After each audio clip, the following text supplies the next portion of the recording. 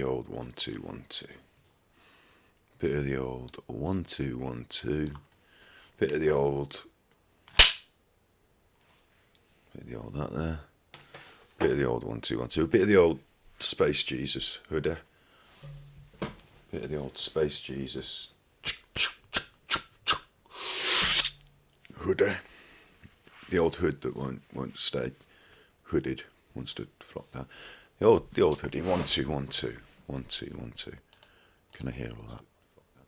The old hoodie. 1 2 1 2. Yeah. So we're on. That's my big face. We'll use my big face to do the introduction. Hi. You're with Scott. This is Mental Health Monday, a podcast edited on True Binaural and ASMR. It's midnight. It's always midnight. This is right ear and your left ear. Still mono. But we're working on it. This is Mental Health Monday. I am Scott. We are here. It is Monday. It is midnight. It is 8 p.m. GMT. Always 8 p.m. GMT. Should have done it at midnight. Wouldn't be able to do it at midnight.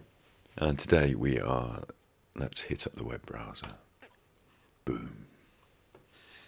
For some reason I give myself a bit too much head to stretch up a bit. This is the Samaritans. If you're at crisis point. If you are at crisis point. Let's put the hood down. Look a bit silly for crisis point there, don't I? If you are at crisis point and you feel, what's this guy wittering on about, being silly, here's a number you can call. If you are ever at a crisis point, there's the Samaritans. Always start with that on Mental Health Monday. And other numbers and facilities are available in your country. What else are we looking at today? We are looking at talking therapies and counselling. It's important to note that if you do have mental health issues, then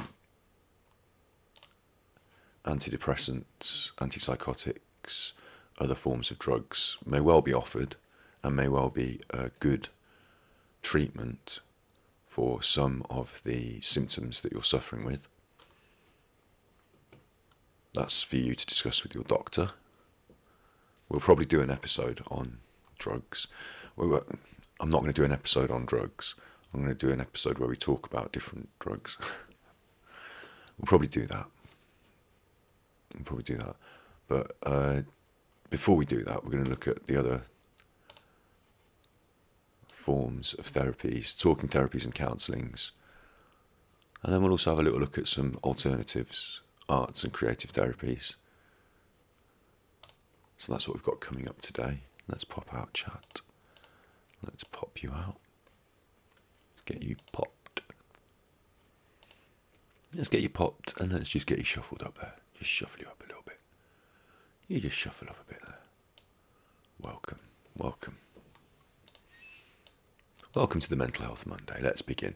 And today, if you ever see me yawn, if you see me yawning, see me going, oh, it's not because I'm bored of mental health support. It's because I'm a little bit tired today. And I'll just do a quick big face. There we are, big face.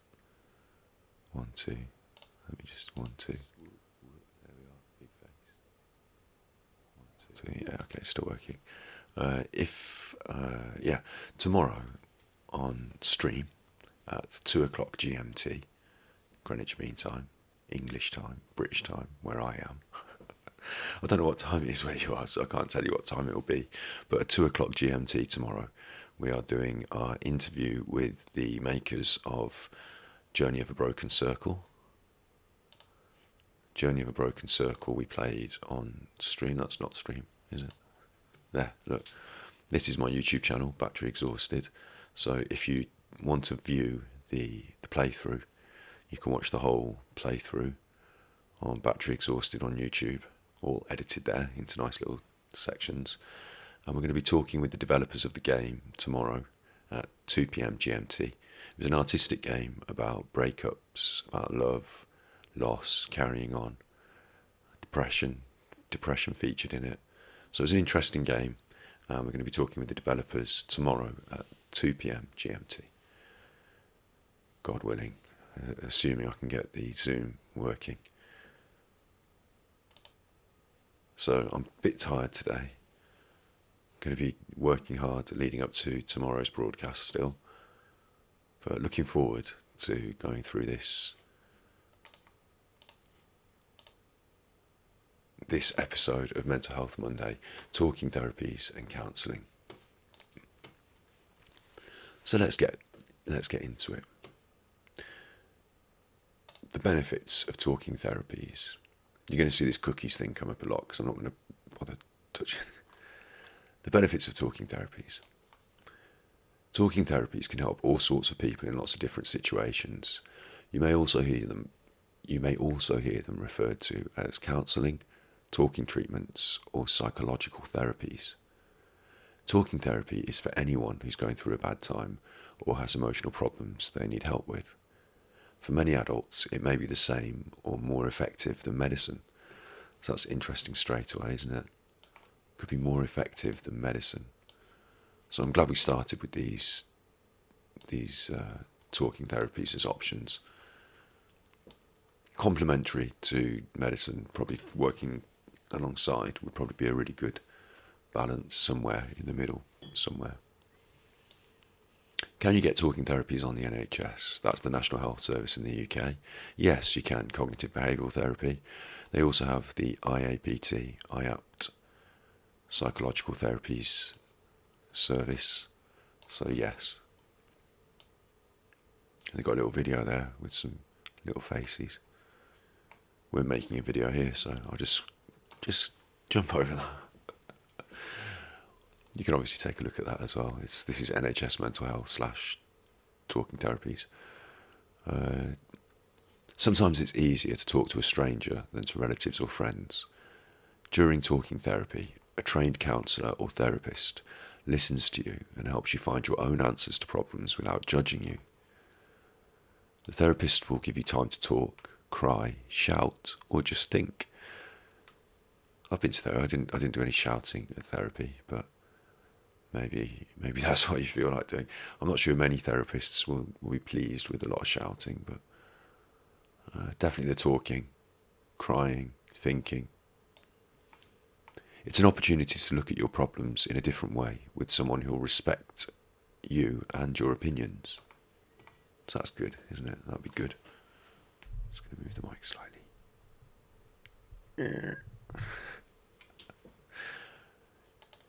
Usually you'll talk one-to-one with a therapist. Sometimes talking treatments are held in groups or couples, such as relationship counselling. They'll usually be done face-to-face. You could do it over email or Skype. And there's lots of different types. So we're going to have a look at some of the different things it can be helpful for, and then the different types. Talking therapies can be helpful for depression. We've looked at that on stream. Anxiety, we've talked about that on stream. Eating disorders, we've talked about those on stream. Phobias, we've not covered. And addictions, we've not covered. They're often used if you've been diagnosed with a serious mental health condition, such as schizophrenia or bipolar. So it's interesting to note there that the really serious things that people associate with mental health disorder or mental health trouble, the serious end, at the big end of the spectrum, that's where talking cures are often used. So they must be quite effective. Talking therapies are commonly used alongside medicines, so that's cool. After difficult life events, so if you've had something specific in your life, some traumatic event, maybe a talking therapy might be able to help you there. With physical illness, if you have, in order to improve your quality of life, if you're suffering with any multitude of physical illnesses. Talking therapy for the over 65s. That's an interesting point. Depression can be dismissed as a normal part of ageing. Talking therapy and past abuse will help you feel better able to cope with life after a course of talking therapy if you've experienced discrimination or physical or other kinds of abuse. Talking therapy for relationship problems. Talking therapy for families. I would argue that's still relationships, but of course they separate those out, don't they? Yeah. Relationships between people and within the family, and relationships between people who have relationships. Yeah. Of course they separate those things out. Talking therapy for anger. Talking therapy can help people who find it difficult to keep their anger under control. So that's interesting as well, isn't it?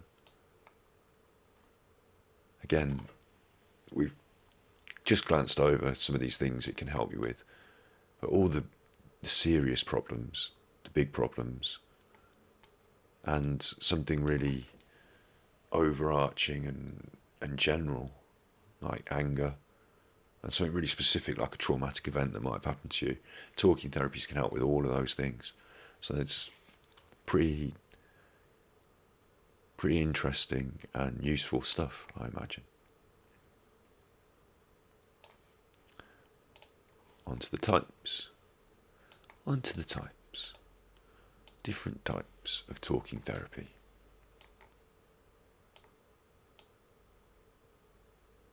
Talking therapies are psychological treatments for mental and emotional problems like stress, anxiety and depression. Our first one on is cognitive behavioural therapy. The aim of cognitive behavioural therapy is to help you explore and change how you think about your life and free yourself from unhelpful patterns of behaviour. We saw the cognitive triangle before, didn't we, about how your thoughts influence how you feel, and how you feel influences what you do, and what you think influences what you do, and what you do influences how you feel and think. That cognitive triangle. Cognitive behavioural therapy is, I think that's where that comes from. It's interesting, isn't it, to change how you think and free yourself from unhelpful patterns of behaviour. It's quite general again, but quite specific as well, isn't it? It's changing something about how you think, which can help you to change in ripple effects all sorts of things about your life and the way you behave. You set goals with your therapist, and you may carry out tasks between sessions. It says tasks. It's a bit more like little homework things, like writing a few things down, or having a little thought,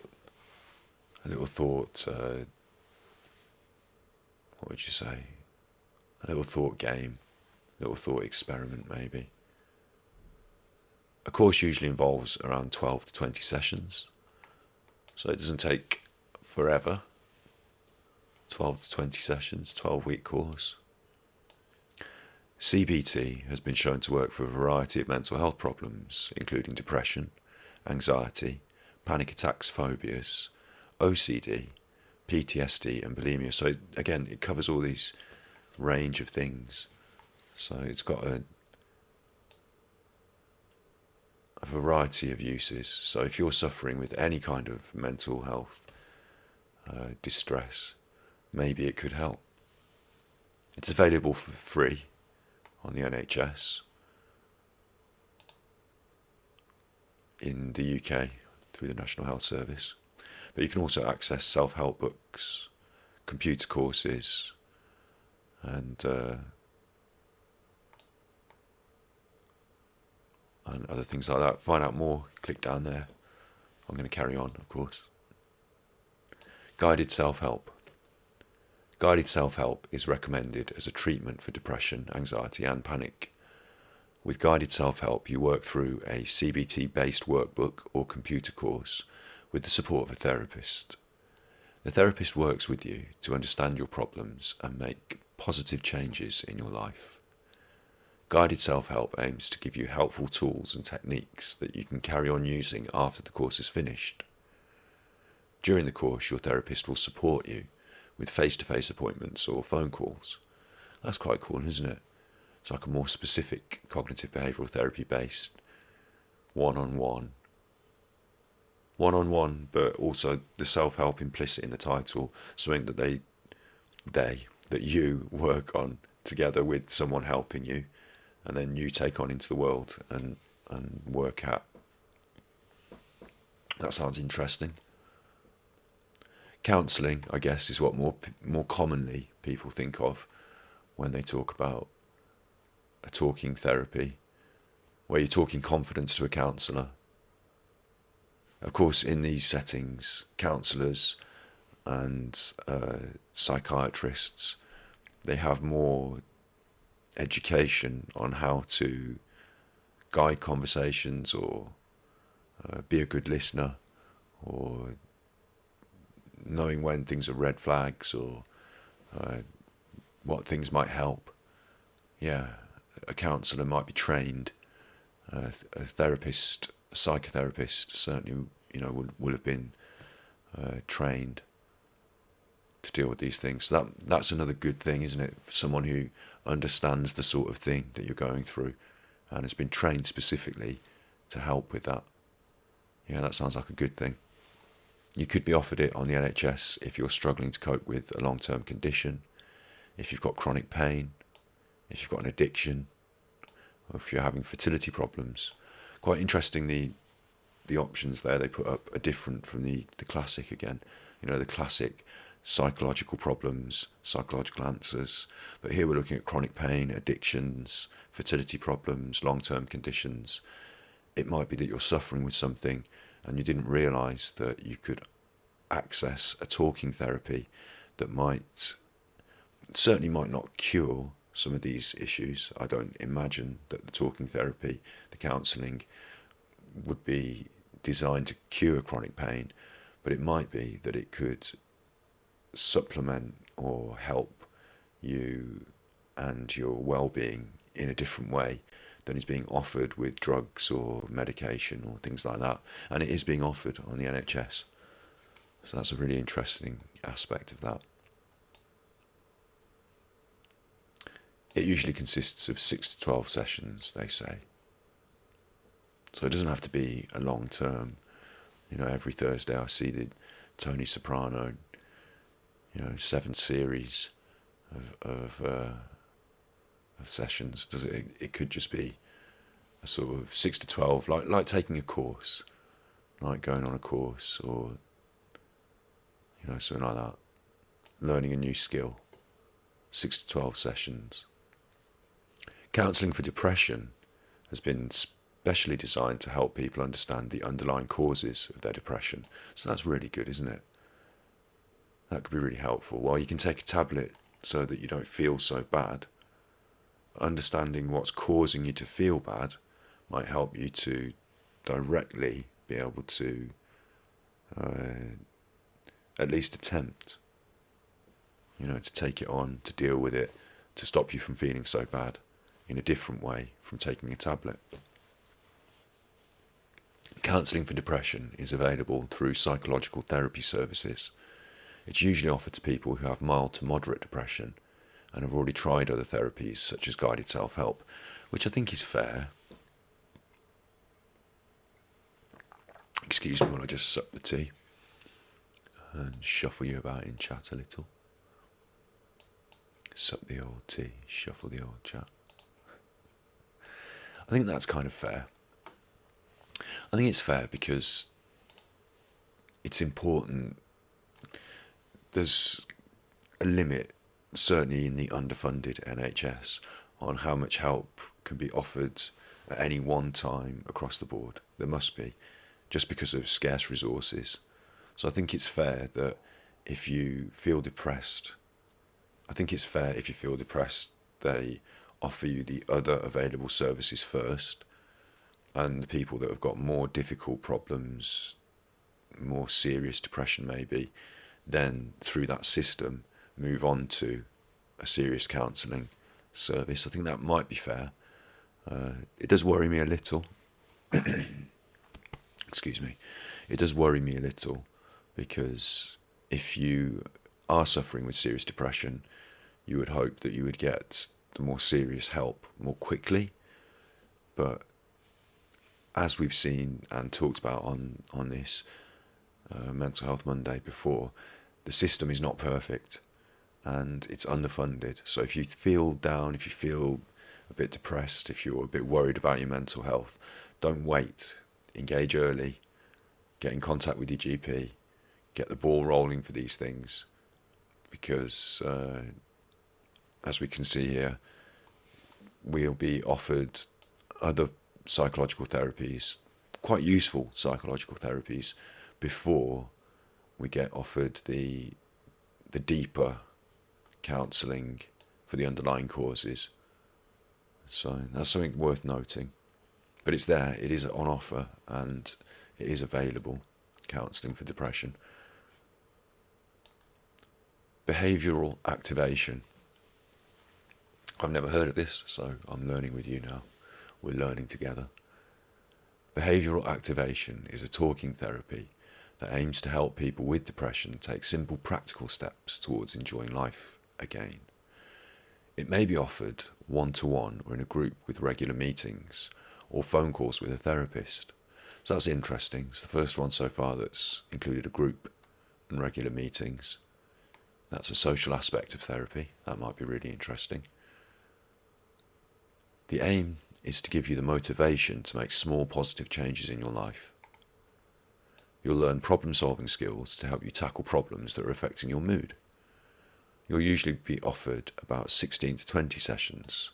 So more sessions, problem-solving skills, actionable things you can do. Sounds a bit like what we do here. And it gives you the motivation to make small positive changes. I hope that we do that here. That sounds really good, behavioural activation. Sounds like a really good idea. I like that. And if you were feeling a bit down and you took our advice and engaged with the mental health service, you might end up doing something like this that might not sound that heavy, but might make a massive difference in your life. It might prevent you from ending up on the steep slope of depression, getting involved with something like this. Certainly it's on offer, it's available. Interpersonal therapy.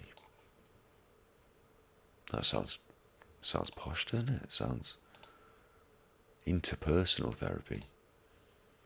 Interpersonal therapy sounds futuristic. IPT.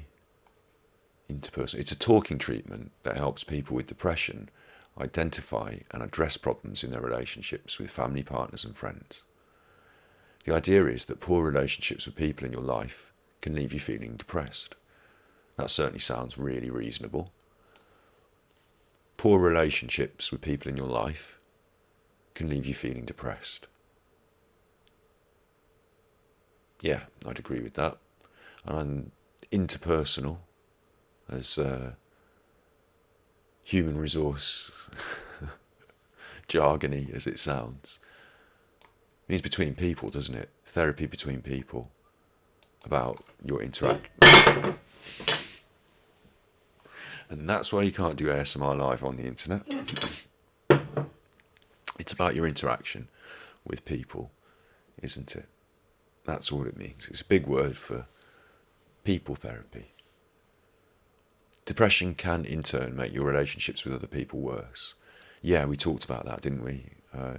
It's in that cognitive triangle again. It's absolutely true. If you feel down, if you feel tired, if you feel fed up, if you feel a bit agitated, a bit annoyed, these things are going to colour the way you interact with the world, and that's going to affect how the world views you and interacts with you. That's going to lead to these other knock-on effects, yeah. Depression can make your relationships with other people worse. So you might be offered interpersonal therapy if you've severe depression or depression that hasn't responded to other talking therapies. And it's interesting that if you've got severe depression, you might be offered an interpersonal therapy. But if it's about you and your depression, how do the other people and their actions, how does that even, as we've seen, as we just mentioned, it matters a lot. It matters a lot. So if this specific kind of therapy can unlock certain aspects of your life that I guess a good way to look at this would be if you were a golfer and you didn't realise that your putting game was slightly off. Someone could help you with your putting game and get that in check. You'd suddenly dramatically improve your golf, wouldn't it? It'd really improve your golf game. That's a sporting analogy. Don't even play golf, so I don't know why I chose that.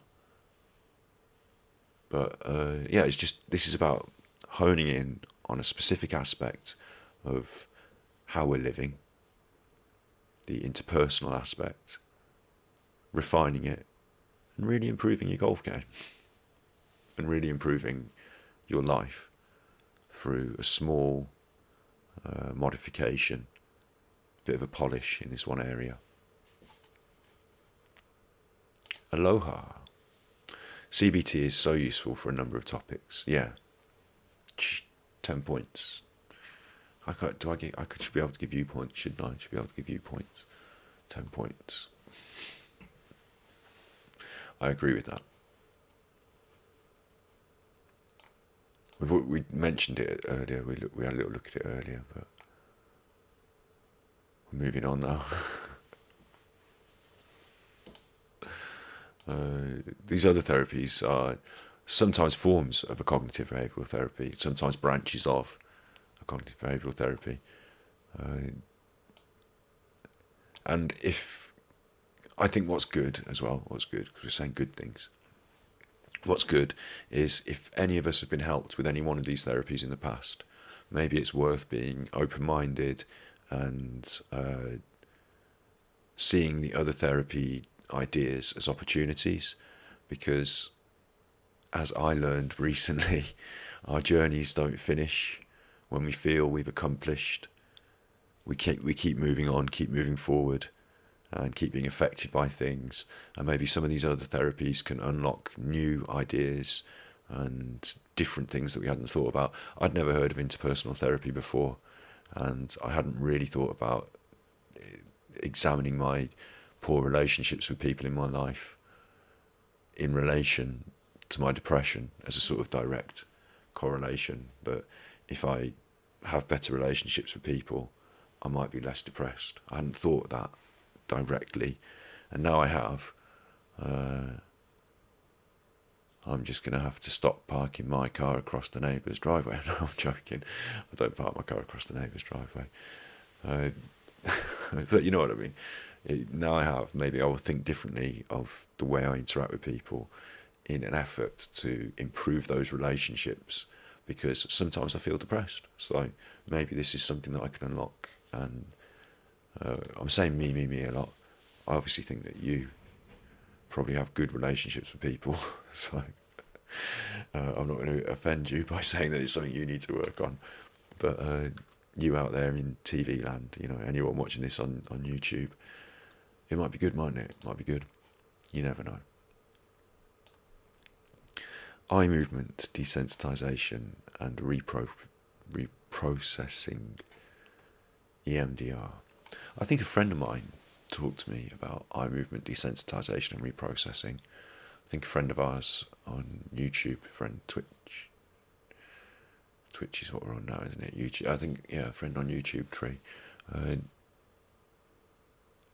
EMDR is another talking therapy that's been developed to help people who have post-traumatic stress disorder, PTSD. An awful lot of letters there, aren't there? An awful lot of letters. Everyone should work on their relationships, yeah. That's a good way of thinking about it. Isn't it? Everyone should, yeah. We all do need to from time to time, don't we? Not to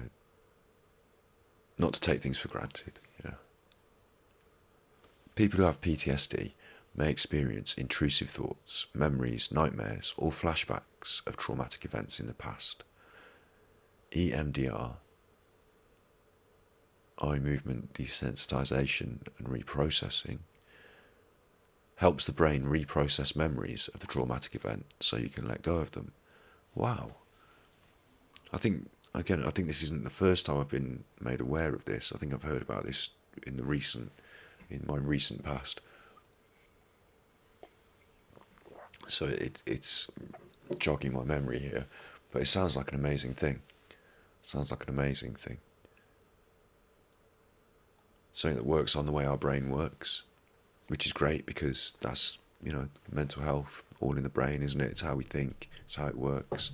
So if we can help deal with the way our brain processes memories, and we can let go of them, that's going to be really helpful. It can be a distressing process, so it's important to have a good support network of family and friends around you if you plan to try it. I don't know if you can hear those noises. That's the dog chasing the cat around upstairs. And then the cat will then be chasing the dog, flip it and reverse it, and then chase the other way. So, sorry about that. But yeah, EMDR can be distressing. So that's really interesting to think about, isn't it? And same with all the other therapies, I imagine, is that when we're talking about helping ourselves, we're talking about helping deal with our mental processes, things might come up, things might bleed out, things don't just stay in the therapy room, in that half-hour session drawn around a box. You carry on thinking when you leave, don't you? So people around you it might be good to bring them in on that, to engage with that support network at that time. Yeah, that might be really good. And certainly if you're going to do something that's going to confront things that are distressing for you, if you're lucky enough to have a good support network of family and friends, then that's going to help. And if not, then you need to do the interpersonal relationships training. I joke, I shouldn't joke. Well, it's okay to joke, isn't it? It's okay. Mindfulness Based Cbt, MBC. They love the letters, don't they? They love the letters. What kind of therapy are you having? Oh, I'm having a ABFTP CNG LMNOP BT. Oh, really? Must be better than my 4-letter anagram. It's not an anagram. Anyway, look, mindfulness-based therapies help you focus your thoughts. I need that, don't I? I need to focus my thoughts. Let's focus our thoughts. I know how you do this. I'm a bit of a pro at the old mindfulness. Bit of a pro. One of my favourites is the colour counting. I can see red there, there's some red there. Just Call Me Snips today has gone for a more, what do we call that? Do we call it pink or magenta? I think we call it magenta. And then, is there anything else magenta on screen? No. But there is, I'll tell you what, my face could be a little bit magenta, couldn't it? My hand was then, I was magenta. And then there's blue, and then there's blue there, and there's blue there. They're different kinds of blue. The blue with the crown correlates more closely to the blue on the screen down the bottom. Very different kind of blue to this. I just get into the colours, just get into that. That gets me going, mindful. Because I'm paying attention to what's really happening, really here, really in the moment. Mindfulness-based therapies can help you focus your thoughts and feelings as they happen moment by moment. They can be used to help depression and addiction. Mindfulness-based cognitive therapy combines mindfulness techniques like meditation and breathing exercises with cognitive therapy. Mindfulness behaviour, MBC. Now I know why they use the letters. You're not going to be going around saying mindfulness-based cognitive therapy every time, are you? Not when you've learned to say cognitive behavioural therapy. So you want to say mindfulness-based cognitive behavioural therapy, but it's not that. Keep it chill. MBCT is one of the options that may be offered to you after a course of treatment for depression to help it stop coming back. And now another new idea, another interesting idea. You could take some pills, some good pills, some doctor pills that you're prescribed to help you with your mental health. You could take some therapies. You could treat your depression. And then you could do something to stop it coming back. I never thought hadn't thought of that myself, to stop it coming back. To keep a lid on that, to keep, a bit like when you start fitness training, you don't necessarily, you might have a goal in mind, you might get to a certain point, but then you sort of maintain a certain level of fitness, don't you? Like you're sort of maintaining that health. Yeah, mental health maintenance, yeah. And this is an option here offered to maintain your mental health, to stop depression from rising up again. That's an interesting concept. Backed by some sort of military aircraft that I can hear. Must be circling there. They must have heard that Mental Health Mondays are happening at this secret location. It's not a secret, I'm just not going to tell you where I live, am I, on the internet? I'll tell you in general terms, but I'm not going to film my front door for fear. Fear of them coming. They're already circling in the planes. Anyway, they're not circling in the planes. They're not. That's just some traffic overhead. And you probably didn't even hear it. So it's an interesting concept to maintain our mental health, to keep depression from coming back. We can do things like mindfulness, meditation, breathing exercises, combine them with a little bit of therapy, with a little bit sprinkling, like a little pepper, a little bit of chili pepper there, a little bit of chili sauce, a little bit of cognitive therapy. That'll be nice. That'll be a good mix. I like that. It makes me wonder if it does make me wonder. We discussed before about how some of us prefer to do our fitness in private, but it makes me wonder about how gym culture. I'm just going to big face what I wonder.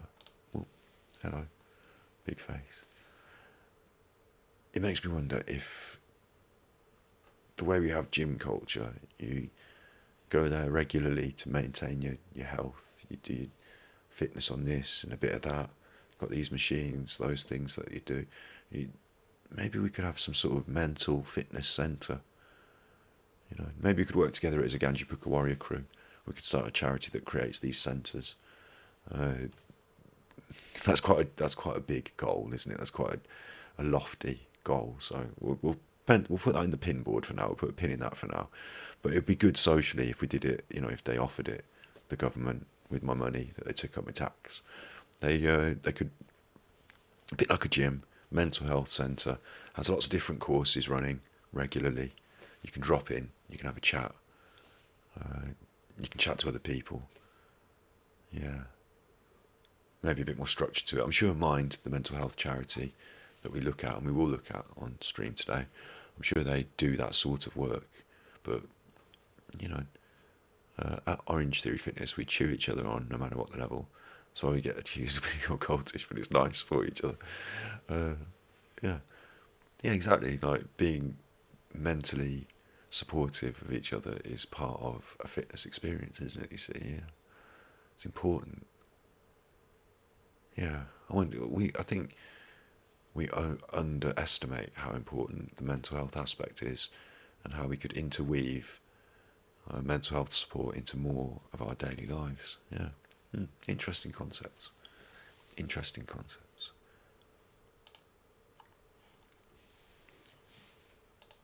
There's a little option of a video here. We're not going to watch the video.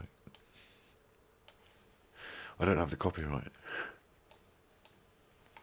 It's that little video of the faces again. If you want to watch it, you can watch it. It's there. So it's there. Next option down here is self-help therapies. All the things we talked about so far. Whoa, steady with the old cookies. Steady with the old cookies. All the things we talked about so far are courses where you can engage. You go to the doctor. They give you the time of the day. You go and you talk to somebody. Talking therapy. Talking self-help. I mean, the concept is talking, so are we talking when we're doing self-help? But it can be useful. can be useful. One of the things I'm worried about, and I'm saying worried, I shouldn't say we are here to help with worries, aren't we? One of the things I worry about with self-help is that some of the things that make it good are actually some of the things that hold you back in a way.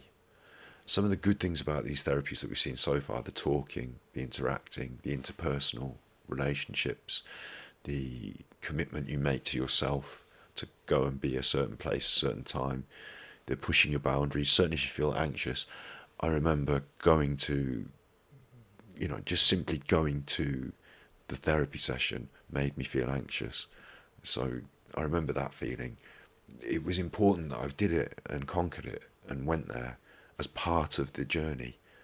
For me, I think self-help is good.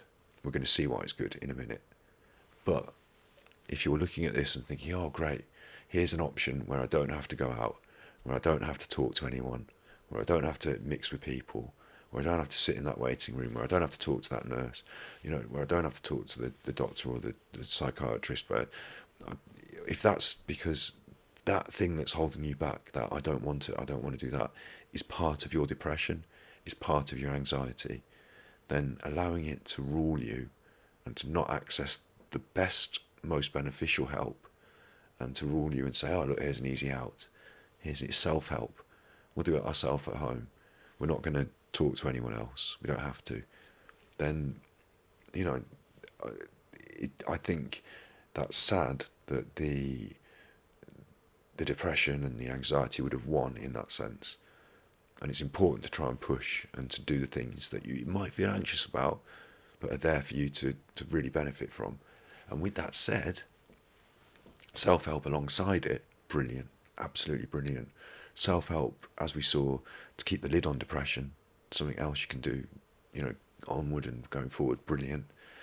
If you are really struggling, this might give you the strength to make that next step. So it might be that this allows you to unlock that next step and go out and talk to people. So again, brilliant. So it's going to be good, but please, don't let Scotty Hottie said on the internet you can do it yourself at home be the mantra.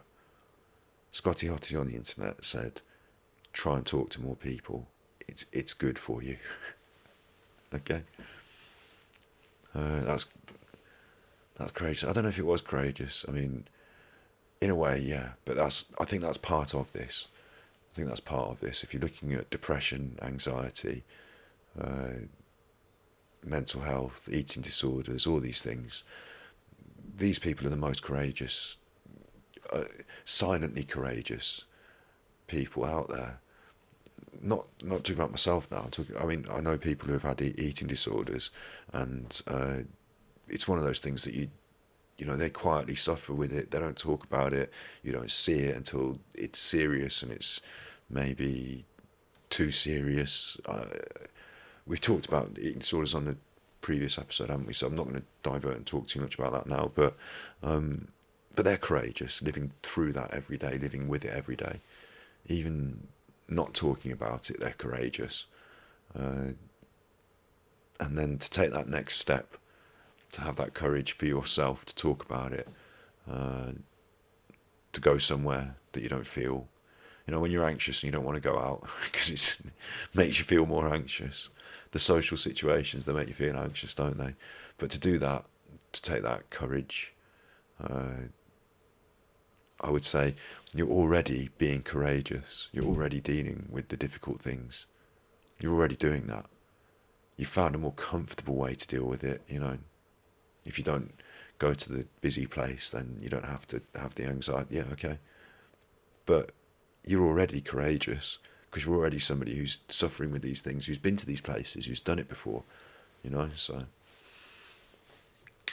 CBT with a therapist offers feedback and perspective that may go against what your perceived normal may be. You can't do that by yourself, really. Yeah, there's a good point.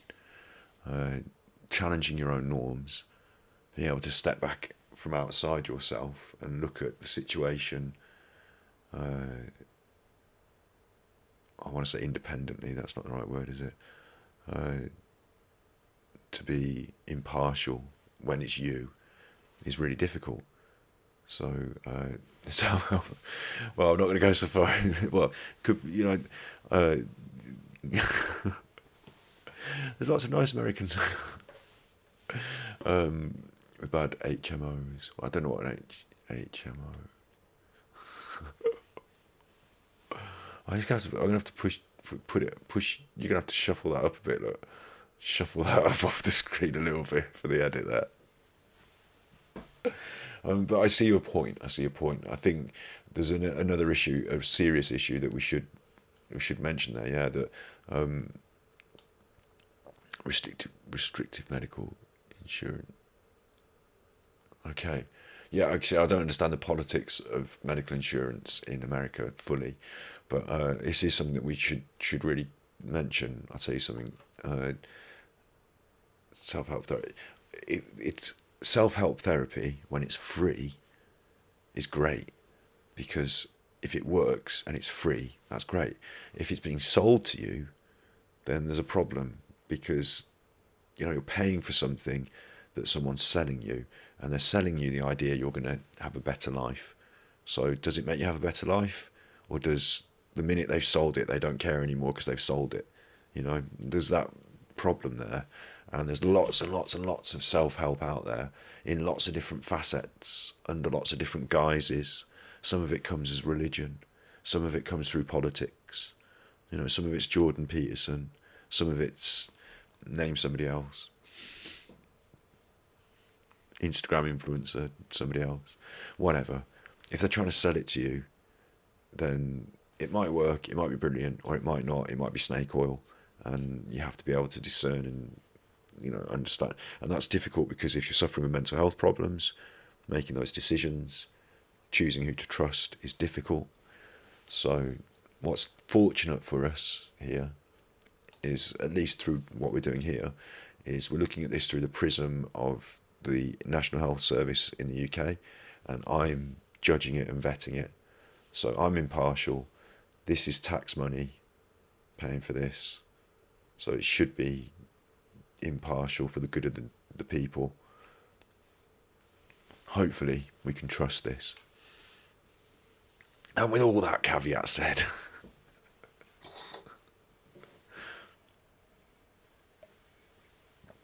finally we're going to look at them really quickly, and we're going to decide they're awful and just run up.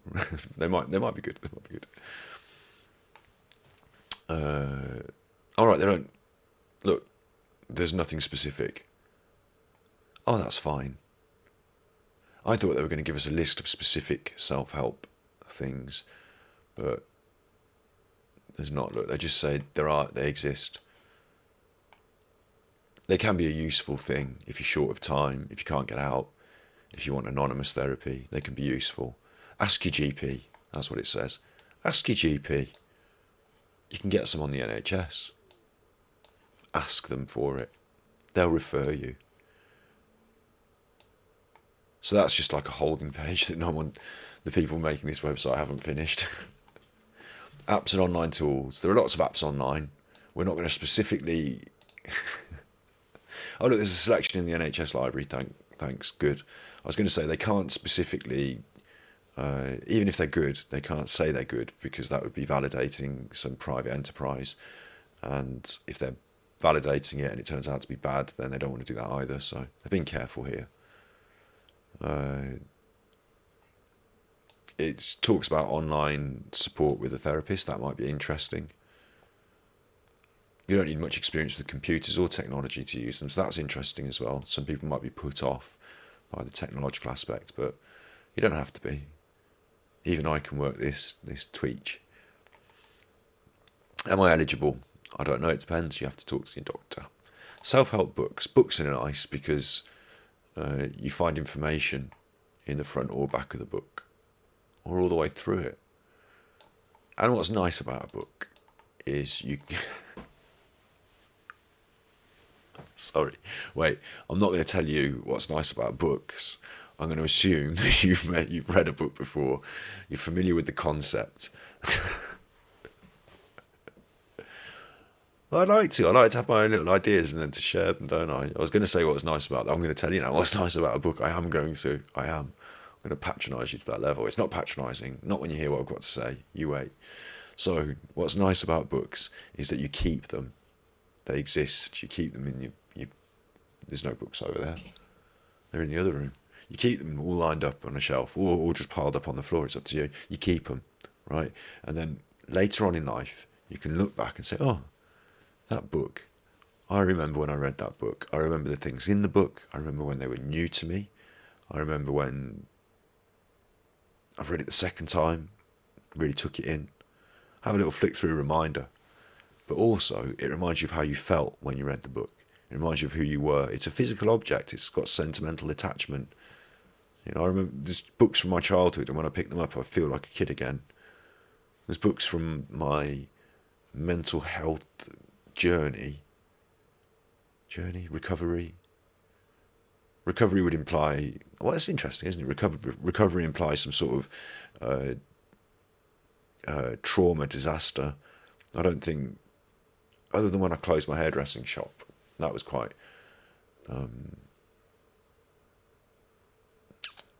like a shock to my system. The decision to do it, the trauma of doing it. But yeah, I don't really feel like I've had like this one. I think it's been like more gradual ups and downs, but certainly having those books that I worked through, they don't have to be mental health books, support books. They don't have to be like that. They can be just, you know, whichever piece of literature you found you took strength from at the time. But having those physical objects, those talismans, they remind you of your strength and how you felt, and that we're talking about a journey of inner feelings, of thoughts. You know, we're talking about these unconscious worlds that can't be manifest. That you can't. We talked about art earlier and concepts in art, about how when you write the word, it's not as good as displaying the concept through some artistic merit. And actually, I wanted to go back and say that some of those conceptual pictures were better than I gave them credit for that reason. But anyway, yeah, so the book itself, having the physical book, having that physical book, it represents that manifestation and talisman. It represents those things, how you felt. It doesn't have to be a book. Other objects can do it too. But in this context, self-help books are good, not just because of the information that's in there and you read it, and not just because reading is a nice relaxing thing to do, and taking the time to sit and read a book gives you more space to feel more relaxed, other than just taking it in on the internet like you're doing now with good old Scotty Hottie. Not just that, but also it's still there as a reminder, as a memory capsule of the things you did in your life. And you can share it with somebody else. You can give someone that book, and then they can make their own connections. So there you go. You can look for books that have been recommended by professional organisations, such as the Royal College of Psychiatrists. That's a nice idea. That's a good recommendation. Look for the Royal College of Psychiatrists, the Queen's Psychiatrists. I imagine she'd like to talk to somebody about how she feels at the moment. Reading well books on prescription. Scratching the head there. Reading well books. Reading well books on prescription.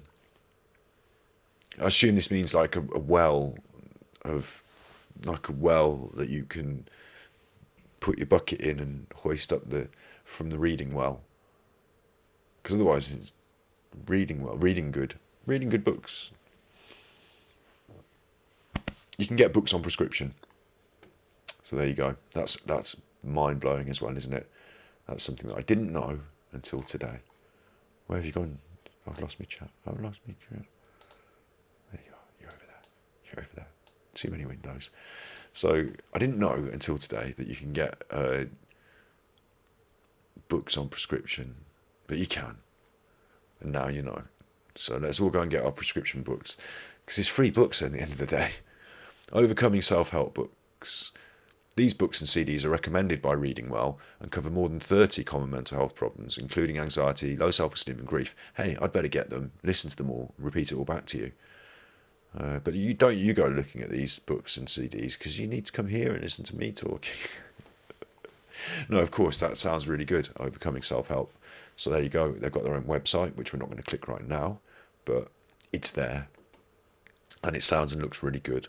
What a great resource. Blogs, forums, videos, and audio guides. That's what we're doing here. And there's another one there. Lovely. So it finishes off with some more talking about those things that we've been talking about. But what we're going to finish off and talk about, is this, which is different. Ooh. Do you think those books or audio are as helpful as reading a hardback? That's a really good question. So don't look at what we're looking at now. Look back there. Look back there. As I open my non-alcoholic fake beer. Do I think those books or audio are as helpful as reading a hardback?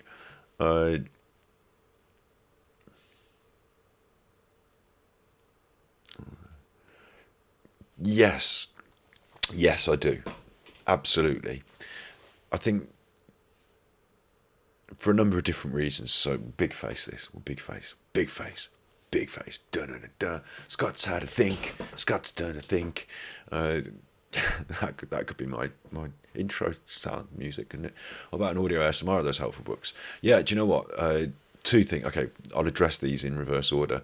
You can't do an audio ASMR of the helpful books because the books are copyright, and if you start reading books on the internet, whilst it's nice and everyone does it, they're actually all breaking copyright. And the minute you start to take it seriously and do any more than like a chapter here or a thing there, then the people who wrote the books, I did a reading of Mindfulness. I did a whole chapter of it to try and introduce people to the book because I thought it was such a good book. And then copyright struck me for, it's the only copyright strike I've ever had. And it was from the people who published the book, from my reading their book. So yeah, we can't do that. I could write one. Yes, absolutely I could. I agree that I could. What we're doing here is my form of that contribution to that conversation. I think it might be a little bit lazy, it might be a little bit easier to sit here and talk than to write a book, but possibly I could. I've always wanted to write a book about hairdressing because you get taught so much about hairdressing that's just about the functional, how to do hair, how to cut the hair, how to colour the hair, what your chemical reactions are, all this stuff. But what you don't get taught is how to treat a person, how to put someone at their ease, how to make them trust you. Not make them trust you, how to be trustworthy is a better way of putting that. And one of the most important lessons that I taught every person who ever worked in our salon, when I say this as well, you're going to recognise what I'm talking about, and you're going to know that there are adults who I couldn't teach this to because they already had their ideas and they weren't going to listen to me. But the most important thing about being a hairdresser is listening to the client, listening to them, understanding who they are, what they feel about themselves, what they think about themselves, how they look at themselves in the mirror, and what they want to see. That's what's important. And then when you do the hair, you make it look as close to what they want to see as possible. And they can describe how they want their hair because, they can show you a picture, that's helpful, but they can describe it in terms of length and style and whatever. But really, it's about understanding them. The more you understand them, the deeper and closer to the core that you can get, the more you understand what their hair should look like to themselves when they look in the mirror and can replicate that. So a good hairdresser, in my opinion, can do that. And the customer at the end, the client, the friend, at the end of the process should feel not just, that looks good, that's what I wanted. Obviously they should feel that's what I wanted. Not that's a good hairstyle. I like the creative thing you've done there. The colour's amazing because of the way the red and the blue and the green. And aren't you a good hairdresser? Not aren't you a good technician? But isn't that what I wanted? That's what they should be thinking. That's what I wanted. And then obviously your technician skills create what they wanted. So if you're really good technically, you can do whatever they want. If you're not good technically, you can't. You can understand what they want, but you can't attain it. And that's a problem when you promise what they want and they don't see it at the end. When your vision is different, that's a problem. If you're not empathizing with what they're really saying, you're looking at something different and you think you've done a good job, but they don't because they wanted something different. That's a problem. And if you're not even doing what they want, if you're just doing what you want because you want to use this colour today and you think that this is in fashion and everyone should have a bob, like if you're doing what you want, then that's totally off, totally wrong, because they're the one that's going to walk around with it on their head. They're the ones that are going to go home and cry if it's not just to their liking, but if it doesn't make them feel like them, if it makes them feel like somebody else. It doesn't have to be good or bad. Different styles make people feel different. And, I've seen my sister crying when the hairdresser ruined her hair. I've seen these emotional responses from people. I've never, hopefully, never forced someone to feel like that because I think like this. And so that was the lesson I tried to impart to every hairdresser, is listen to what they're trying to tell you. And if you make it easy for them to tell it you, the more pictures you get involved, the more questions you ask them, then the better you will have, the easier your job will be of achieving what they want, because you'll know what it is to start with. Listen to them. And some hairdressers couldn't understand that. They simply could not understand that. My hairdresser does whatever I ask, even against her best advice. That's a good hairdresser, you see, yeah. There are times where I've refused to do things because I didn't think it was good to do it. If someone wanted me to do something I thought was going to be damaging to them, to the point of, physical damage, I wouldn't. I'd say, look, okay, you really want that, go somewhere else and have it. I'm not prepared to do it. There are limits here. But we're not supposed to be talking about hairdressing. But my point was about empathy and about, you asked if I could write a book. So I think there is a space there in hairdressing that's missing. I think there's a lot more tricks and a lot more, I say tricks, ideas. The way I set my salon, from everything from the lighting to the reception area to the drink that you would have, everything. Not all this part of marketing, not marketing so that you'd buy more products, not that. Marketing techniques, tricks, ideas, psychological ideas to make you feel comfortable. That's what I was going for. Ultimate comfort. I wanted you to feel as comfortable as possible so you could be yourself as much as possible, so that when you had this experience with me, the hairdresser, at the end of it, you felt really happy with the way it had happened, what had happened, and the results. So that's what I think I could teach. Could I write a book about mental health? Maybe. What I'm hoping is, on stream, that Mental Health Monday is only one day of the week, isn't it? The rest of it is about art and games and culture. So I'm hoping that if I ever did get the opportunity to, because also here's another point to make, writing a book takes some time, so it takes serious time. I've got literature ideas that I'd like to write, like art book, a book about things, stories, literature. I haven't even got the time to do that. So at some point, if someone said to me, you can write a book because we feel that it's valuable enough to go into the world that people might want to, interact with it, to buy it. If it was a viable use of my time in that aspect, and I was like, great, because I've got these ideas, then that would be lovely. I don't know if I'm an author. I don't know if I've got the time to devote to writing a book to find out at this stage in the game. But I'd like to see hairdressers with CBT certificates, hair therapy. Yeah, you see, now this is another good point. Hairdressing, I am going to talk about hairdressing more because I think it is important. It is a really good point there. I've seen people over a long period of time. I've seen them every 6 to 8 weeks. I've seen them in between important life events. Just if you're going to get a big party, you want your hair done for that, a big event, even a funeral. I see people before these important events. I see them all the way through the year. I develop a friendship with them. I know when they're calling, I know who's calling. When their name's in the book, I know who that is. And I'm looking forward to that social interaction of, so how are the kids? What happened at the competition? Those questions. That comes naturally, because if it didn't, you shouldn't be a hairdresser.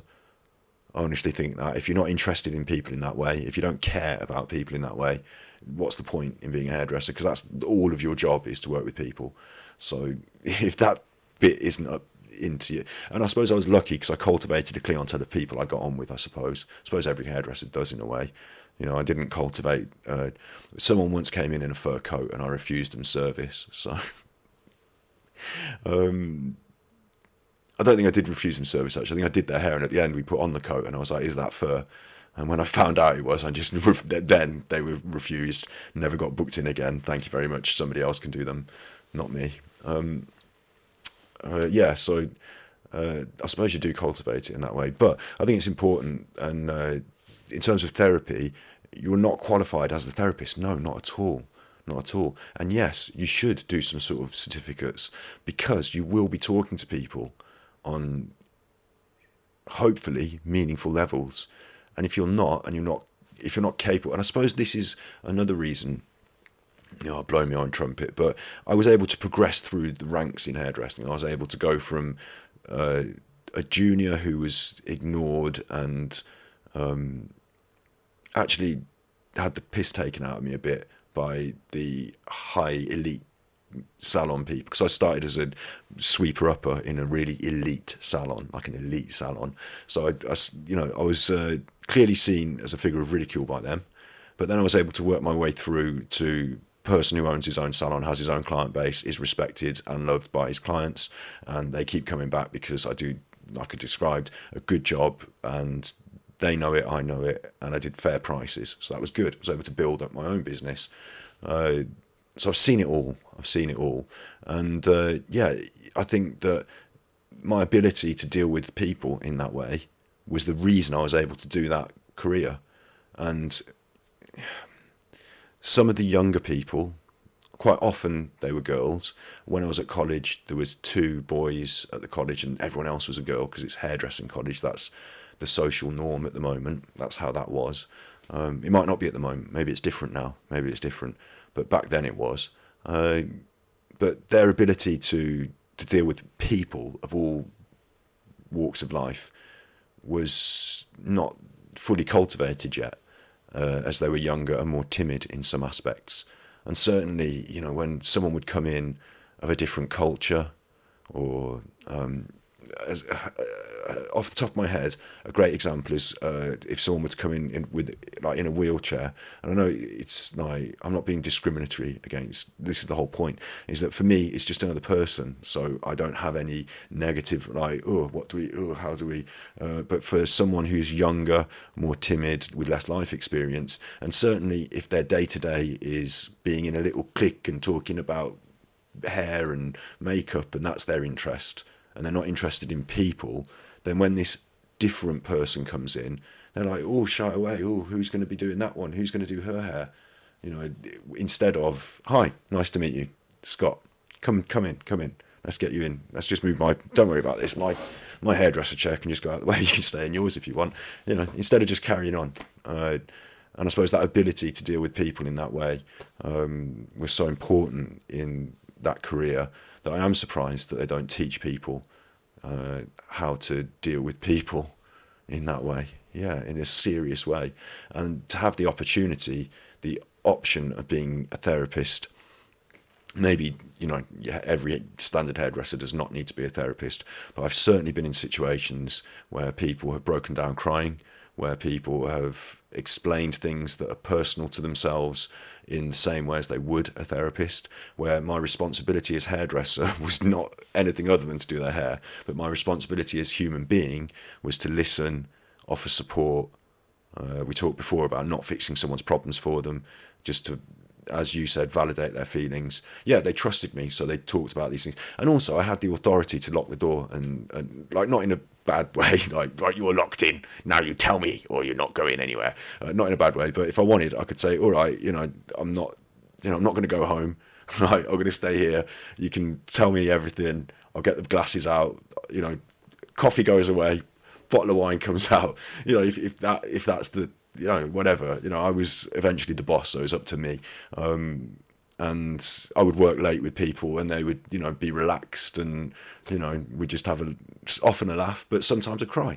And so if the cry happens, you need to be able to deal with that. You should be able to deal with it as a human being, just on a general sense as well, shouldn't you? So, but yeah, in those settings where you're talking like, trust, in those settings where trust is developed and gained, quite often what we teach people in hairdressing, it might be different now in life, it might be different, but quite often what I came up against, certainly in the elite hairdressing, in the elite award-winning salon with the expensive prices and the tier list of hierarchy of super master stylist and all that, with all these scary high-end fashion catwalk thing, like all that, the trust that was almost ignored often. The only time it was brought in was when they could sell you something, when they wanted to sell you a shampoo. Then it's important to gain your trust, and because they've got you sat in the chair, they can use it to now you need this bottle and now you need that bottle and this one and that one, and that's an extra £3.50 on my commission, all that business. Upsell products, that's what it's called. And I remember having arguments because I just wouldn't do that. I couldn't do that. And my role as a junior stylist, as a sweeper upper, hair technician, in those years, my role was to make extra bucks for the salon by upselling products. Really, I did a lot of hair washing, and it was my job to tell. It was my job to say, I'm using this shampoo. It's made by. It's really good because. They told me I had to say these things, and then at the end of it, they'd say, "Oh, how much is that shampoo? Should I be buying that? Should I?" And I'd say to them, "No, it's an upselling technique that I've been taught. Don't worry about it. It's just as good as the other shampoo that you use. It's fine. Your shampoo is just fine. Your hair was nice when you came in. I didn't think that you should change your shampoo.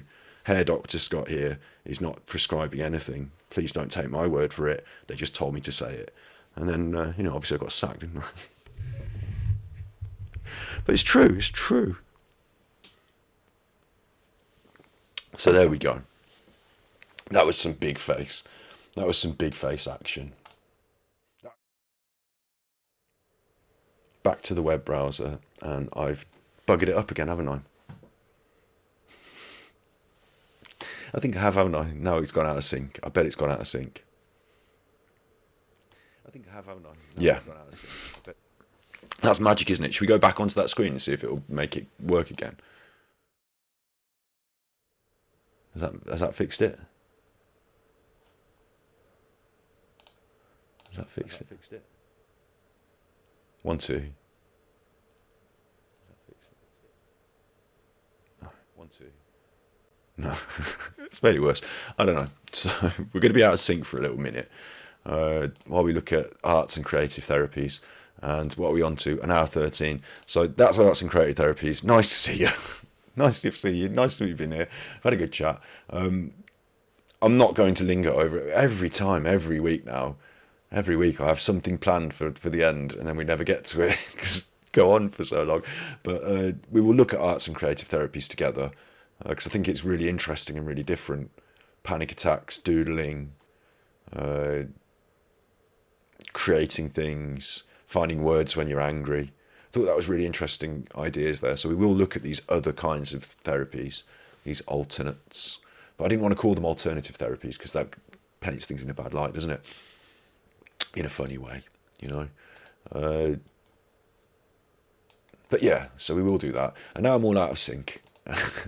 We've done over an hour. We're looking forward tomorrow.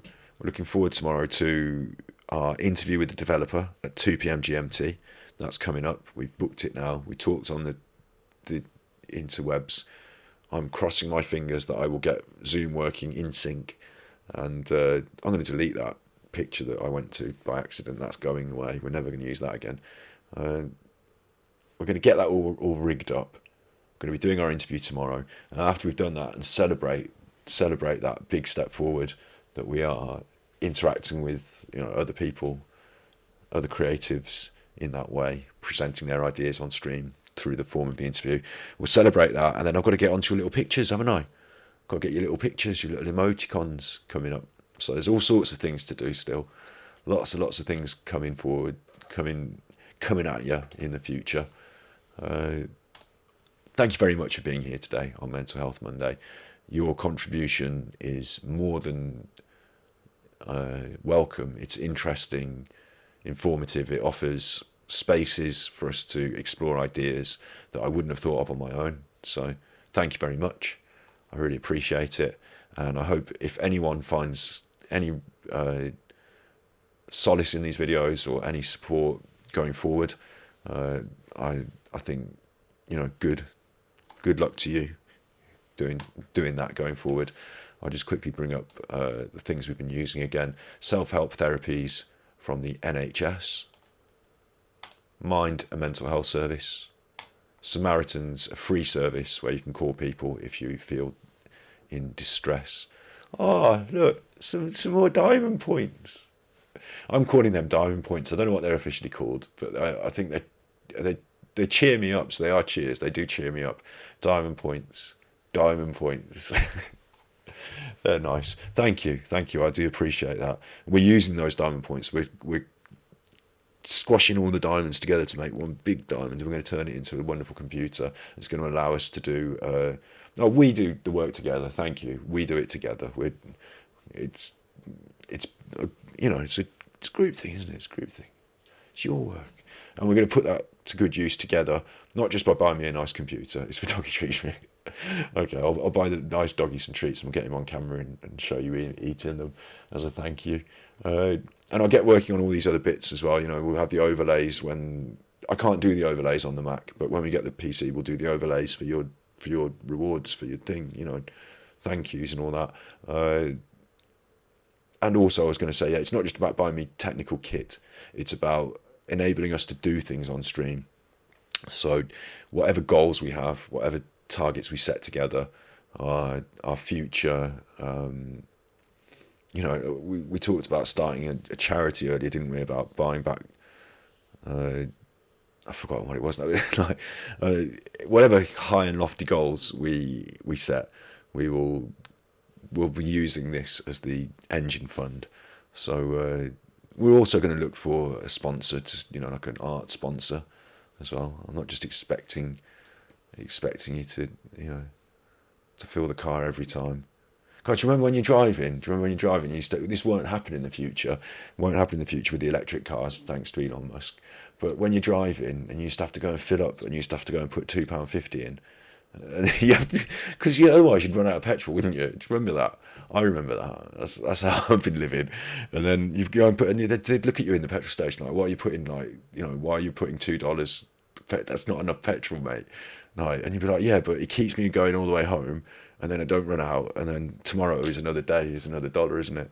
I remember those days. So yeah, it's important, it's valid, it's valuable. I recognise, I'm appreciative, I'm grateful, and we're going to look to make this a sustainable thing that we can carry forward, and hopefully into bigger ripples.